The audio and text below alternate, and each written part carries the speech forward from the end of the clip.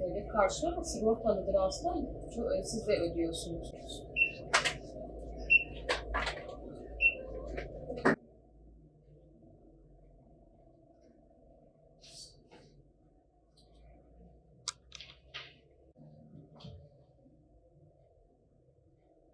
Kısmi bir rahatlama olmuş olsa bile maalesef piyasada olmayan ilaçlarımız halen var.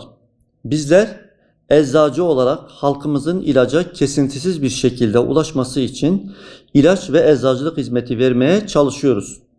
Ancak bu hizmeti yerine getirmeye çalışırken bizlerden kaynaklı olmayan sebeplerden ötürü maalesef hizmetlerimiz aksamakta, halkımız bazı önemli olan ilaçlara ulaşamamaktadır. Bunun en önemli nedeni ilaçlarda uygulanan ilaç fiyat kararnamesidir. İlaç fiyatlarının hesaplanmasına kullanılan avro kuru son 5 yıldır gerçek piyasa değerinin yarısı seviyesinde sabitlenmiş olması ve pandemi sonrası artan ham madde, ambalaj ve nakliye maliyetleri özellikle ithal ilaçların ülkemize girişi ve yerli ilaçların üretimini zorlaştırmaktadır. Bu durum ilaçların bulunabilirliğini ve ulaşabilirliğini zorlaştırıyor. Geçtiğimiz günlerde Novartis ilaç firması aralarında çok önemli ve bazılarında muadil dediğimiz benzeri olmayan 14 adet ilacını Türkiye satışından çekti. Bunlar arasında göz tansiyonu, göz damlaları, astım, koa, epilepsi, migren, Alzheimer ve Parkinson gibi çok önemli hastalıklarda kullandığımız ilaçlar mevcut. 22 Şubat'ta bir genelge yayınlandı.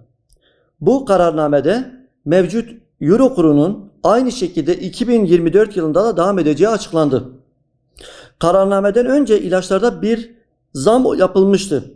Yapılan zam kısmi bir rahatlamaya neden olmuştu.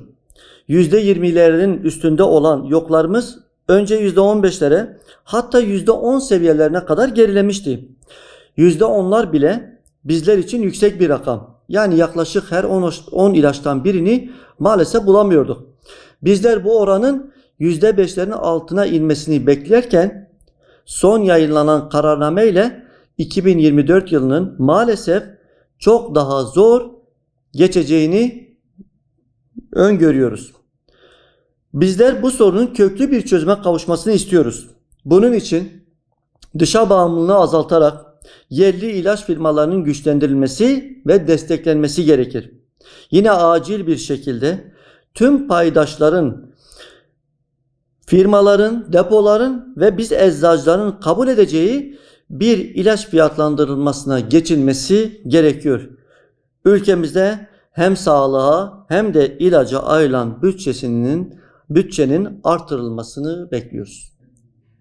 Vatandaş bir ilaca ulaşabilmek için maalesef bütün eczaneleri tek tek dolaşmak zorunda kalıyor. Ve çoğu zaman da ilacına ulaşamayıp tedavisini eksik bir şekilde devam ettirmek zorunda kalıyor. Vatandaşlarımız hem bu anlamda mağdur oluyor hem de tedavileri eksik kalıyor. Dolayısıyla da ilaç ve eczacılık hizmeti aksamış oluyor. Bizler buradaki temel amacımız halk sağlığının daha müferrah bir seviyeye ulaşmasını sağlamak. Ancak bunlar bizden kaynaklı olmayan nedenlerden ötürü maalesef bazı aksamalara neden oluyor.